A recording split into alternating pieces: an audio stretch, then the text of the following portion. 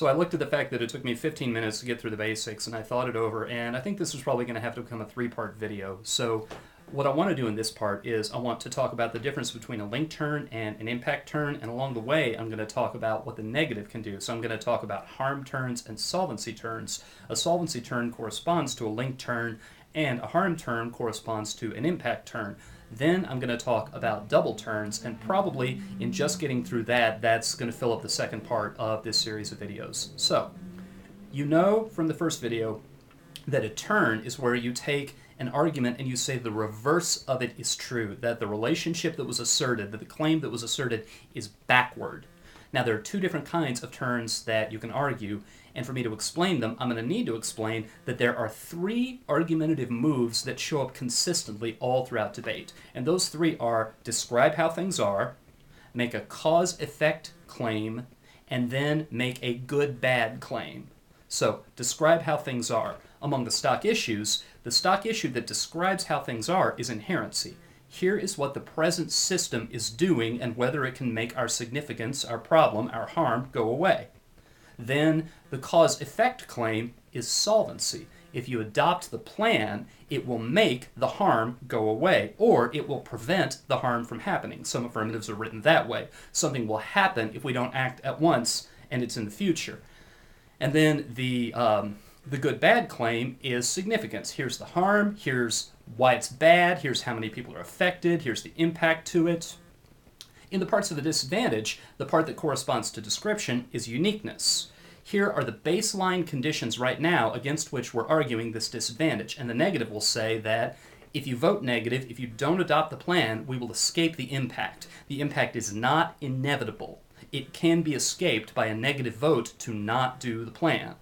Then, the part of a disadvantage that corresponds to cause-effect is the link. The affirmative plan causes the impact to happen, and then the good-bad claim is the impact. It's bad because. Interestingly, I think you can also find the same thing in topicality arguments. Because topicality arguments, you start off by asserting what the definition of the term is, which is describing how things are. Then your link argument is the affirmative, by violating that term, opens the floodgates. And the impact is that research burdens become unmanageable, that you don't have prior notice, that you don't have ground. All of those are impact arguments. Now, the argument, what I'm going to explain right now about how you can argue turns to the cause-effect claim and the good-bad claim, those really don't apply to topicality in ordinary circumstances. You can't really turn topicality unless you've got a really open-minded kind of freewheeling judge, and I really wouldn't recommend that you experiment with that unless you're just being goofy and having fun, and in that case feel free, but in a tournament setting I think I'd steer clear of that. That's just not something that generally pays off. But both on the stock issues and in answering disadvantages, you can turn the cause-effect claim and you can turn the good-bad claim, but those kinds of arguments operate very, very differently, and you've got to know which one you're doing, and you've got to be careful to not do both at once. But we're going to get to that near the end. So, to begin with, a link turn. From the first video, you might remember that my example was drinking water causes dehydration, and that was kind of a silly argument, so you looked at me like I was crazy, and you said, no, drinking water prevents dehydration, and if it just so happens that you are dehydrated, then drinking water is the cure for dehydration. That's a link turn. Now, how could we argue an impact turn to that argument? Well, we would have to say that dehydration was good, so of course we're going to have to get silly again. So maybe our silly argument that dehydration is good is when you're really dehydrated, you can hear the angels playing their harps because you're near death, and that's the most beautiful sound in all of existence. So dehydration is good because you can hear the angels and their harp playing. So to take it to the stock issues, the negative can turn the affirmative solvency. They can turn the affirmative's harm. My senior year in college, the topic was that you should substantially change United States trade policy toward a long list of nations. Well, there were just 5 nations on the list, but toward a list of nations that were in Asia. And so a lot of affirmatives would be set up that there are trade disputes in the status quo, and the way we work out these trade disputes with our trading partners isn't working. So here's a better way to handle trade disputes, and when we handle our disputes better, then trade will flow freely, everyone's economy will do better, and we would sometimes even say, when we handle the trade disputes poorly, then we run the risk of a trade war, and the trade war In other words, escalating retaliation, raising tariffs. I raise tariffs on your goods, and you in retaliation raise tariffs on my goods, and pretty soon nobody's exporting to anybody. And we would say that that could actually result in economic collapse and a national or even global depression. So a lot of negatives would argue solvency turns. They would say, your new way of handling trade disputes is not going to make them, we're not going to handle them better with your new way. As a matter of fact, your new way is going to make it worse. It'll make it worse because people aren't used to this new way, because it doesn't take into account culture, because it doesn't take into account the changing marketplace and the changing types of goods that are being bought and sold. And they'd have a long list of reasons that if you adopted the plan, the trade disputes would get worse, a trade war was more likely, and an economic collapse and global depression was more likely. That corresponds to a link turn, to a disadvantage. Instead of you're drinking water and that will cause you to become dehydrated, you say no, drinking water will solve dehydration. We would say on the affirmative, adopting our plan will reduce trade disputes, and negatives would say, now you've got that backwards. Your plan is going to increase trade disputes, and that's why the judge ought to vote negative. Now you might be thinking, well, what can you do with an economic collapse? How could they ever turn your harm? Well, they did. As a matter of fact, it was very popular that year to argue that an economic collapse would be a very good thing, that especially the developed countries, the West, were hooked on overconsumption, and we were destroying the environment, and we were caught up in arms races to securitize these resources that we were so hooked on for our standard of living. So an economic collapse would be a good thing, because then we would have to learn to live on a lot less. We would have to learn to live sustainably. And as a matter of fact, Emory University was the program that really spread that argument and made it popular. And I just found out last night that last year in the final round of nationals, they went for that argument and tried to win the debate on it, and they wound up losing. So, I don't know, I was never real thrilled with that argument. So I like the Emory people, but I'm kind of glad that they didn't win on that argument. At any rate, that's an example of how you would turn someone's harm, which is distinct from turning their solvency. So, a link turn to a disadvantage, you say, we don't cause the bad thing, we prevent it. An impact turn to the disadvantage, you say, the thing that we cause isn't bad, it's good. Now you can run it the other way too. The negative's disadvantage might be you prevent something good. You prevent something that's necessary for the survival of the human race. You could link turn that by saying, no, we cause the thing that's necessary for the survival of the human race. We make it stronger, bigger, we make it happen faster, we promote it. Or you could say, this thing that the negative is saying is good and necessary for the survival of the human race, it's actually bad, and then you would be impact turning it. When the negative turns your solvency, they say you don't make the problem better, you make it worse. And when the negative turns your harm, they say this thing that you're saying is bad is actually a good thing. All right, all of that gets us to a double turn. You do not want to argue a link turn and an impact turn in the same debate. You do not want to turn an affirmative solvency and their harm in the same debate. One way that I heard it described years ago, this was someone who, they were obsessively clean, and so they knew their cleaning products. They're 409 and they're fantastic and all of that, and there's always a warning, do not use more than one cleaning product at once, because they'll throw off poisonous vapors and they'll kill you. So one is good, but the two together are not. And then I was also reminded of something that my grandfather used to tell me when I was a little kid, and he would say, if you got an enemy, you got two choices. Either make a friend out of them, or pull out your gun and shoot him. And yeah, I know that sounds kind of horrible, but I was from Texas. That's kind of the way we are. But you wouldn't want to do both. I mean, what if you make a friend out of them, and then you pull out your gun and shoot him? Then you have to mourn for the loss of your good friend who you yourself killed. That's kind of what's going on with a link turn and an impact turn. You don't want to do them at the same time because you create a new disadvantage against yourself. Let's go back to our first example.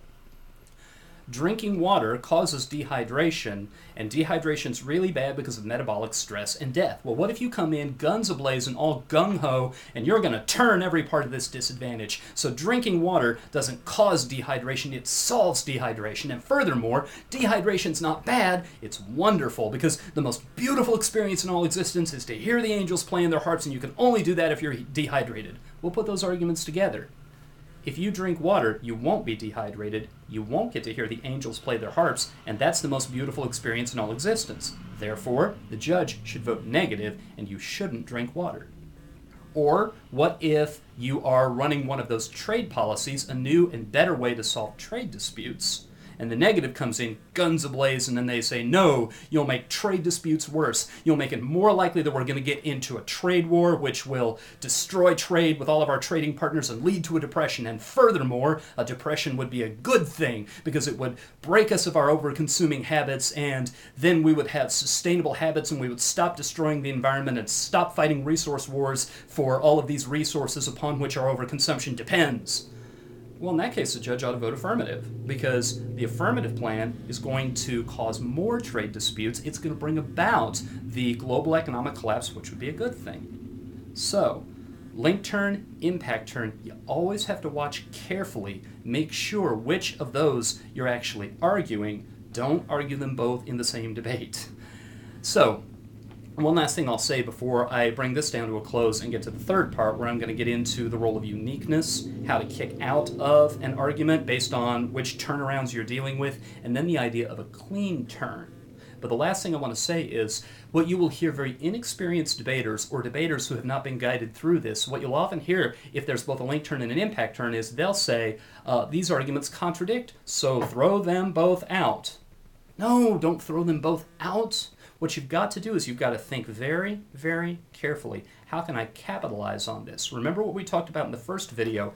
How can I strategically play a little jujitsu with the other team? How can I pick one of their arguments to concede? How can I grant one of their arguments, explain what it means for the other argument, and use that in a way to win the debate? Because that second argument will be one that they made that they can't argue against. Remember, it's frozen in place. You agree to it, and it becomes a fact. They can't back out of it. That year that I was debating the trade policy topic in the final round of nationals, the affirmative team from the University of Michigan, the negative team from the University of Redlands, and the affirmative team had a new way to negotiate trade disputes with Japan, and they said that it would result in a lot less trade friction. So the negative turned the solvency, had a bunch of ways that they said it was going to make trade disputes even worse, but they also ran a disadvantage, and the disadvantage said that there is a triangular economic relationship, a balanced triangle of trade between the United States, Japan, and China. And when Japan and the United States grow closer together because they are working out their trade disputes, China feels threatened. China feels as though it's being marginalized as a market competitor, and it will take extreme measures to try to fend off its two rivals who look like they're on their way toward merging, or at least toward pooling their resources to put China out of the competition. So Redland's position on this slightly convoluted disadvantage is it's good for the United States and Japan to be far apart because that's least threatening to China. Well, but look at what they argued on the solvency. They said your plan is going to result in more trade disputes. And when the first negative constructive was done, where both these arguments were made, the solvency terms were argued and the disadvantage was run, the first affirmative held a very interesting conversation in cross-examination. He said, explain to me why this isn't a double turn. You say that we cause more disputes with Japan, and then you say that disputes with Japan are a good thing because they keep China from feeling threatened. Why don't your solvency turns turn your disadvantage? And I never did get to talk to the debaters in the round and talk about why they didn't capitalize on that. My coach at the time, Dr. Rich Edwards, was one of the judges of the final round, and he remarked to me afterward he was expecting the second affirmative from the University of Michigan to stand up and give his second affirmative at conversation speed and say, we will grant the argument that we make trade friction with Japan worse. And this is a link turn to their argument about China feeling threatened, which means the impact to that China argument is now the advantage to the plan that they cannot answer, and we'll go back and debate them on all these other issues, but that's frozen in place as a solid impact for Michigan at the end of the debate. That's what you do. When you find a double turn of that nature, don't ever say, these arguments contradict, so throw them both out. Figure out which one to concede and which one opportunistically makes you better off. If I grant this argument, it means this for this other argument over here. So I will say, we and the other team now both agree that this is true, and the inescapable conclusion is that it turns this other argument, and now we are in a strategically very good place, and we're just going to clean up all the other issues in the debate. That is what you do with a double turn. Now, sometimes there are nuances involved. There are subtleties involved that make this dangerous. And the first couple of times you try to concede out a double turn, it could be that you actually make matters worse. So you have to do a little experimenting, but that's how you learn. And I will also say that trying to grant out a double turn, it could be something if you've got a parent judge, if you've got a judge with very little experience judging, it could just confuse them. If you put it in plain English and you don't use the jargon of double turn, if you just walk them through it, if you were to say, now, they are saying that we are going to make dehydration less likely, but then they also want to argue that dehydration is a very good thing. So we think they just accidentally argued their arguments backwards. We accept that we cause dehydration and that dehydration is good. We think those are reasons that you ought to vote for us. All we're doing is explaining their own argument, and we're pointing out to you how they've misunderstood their argument, that their argument is actually an argument for our side. Now, there are a few parent judges who still get confused, and they'll say, but you're admitting everything they say is true. How can that be good debating? They're at least making their own arguments and sticking to their own arguments. I find this whole thing confusing. I'm just going to vote for them because they made their arguments and stuck to them. That happens occasionally. So granting a double turn is something that you're on firmer ground doing when you have an experienced judge who's used to thinking about the interplay of arguments. But it is really thinking about the consistency of your claims, really thinking about how to keep your story straight and how arguments interact with each other. That is one of the best things about debate. So I encourage you to watch out for other people double turning themselves and to take advantage of it. And I even more encourage you, as you argue turns, as you make offensive arguments, which you should be doing, you should always have offensive reasons that you're winning the debate. Make sure you think about how those interact with one another and try to make sure that they're consistent. Because when you double turn yourself, it can be really, really embarrassing. I didn't do it that many times in my college career. I did it a few. But there was a debater that I knew of. He was from, well, I better not say where he's from, but he double turned himself so often. His nickname was ×2. And that was something that he got teased for an awful lot because it's really just, it comes up in a situation where you didn't think things through enough. So think on that, kind of digest that, and it may have to happen a few times in a debate before it makes sense to you. And in the third part of this series, which I'll come back and do later today, I'm going to talk, as I previewed earlier in this video, I'm going to talk about how uniqueness fits into all of this, how you kick out of arguments, and how you cleanly turn an argument. And those are all fairly far along toward the advanced end of thinking about turns. So, back in a while.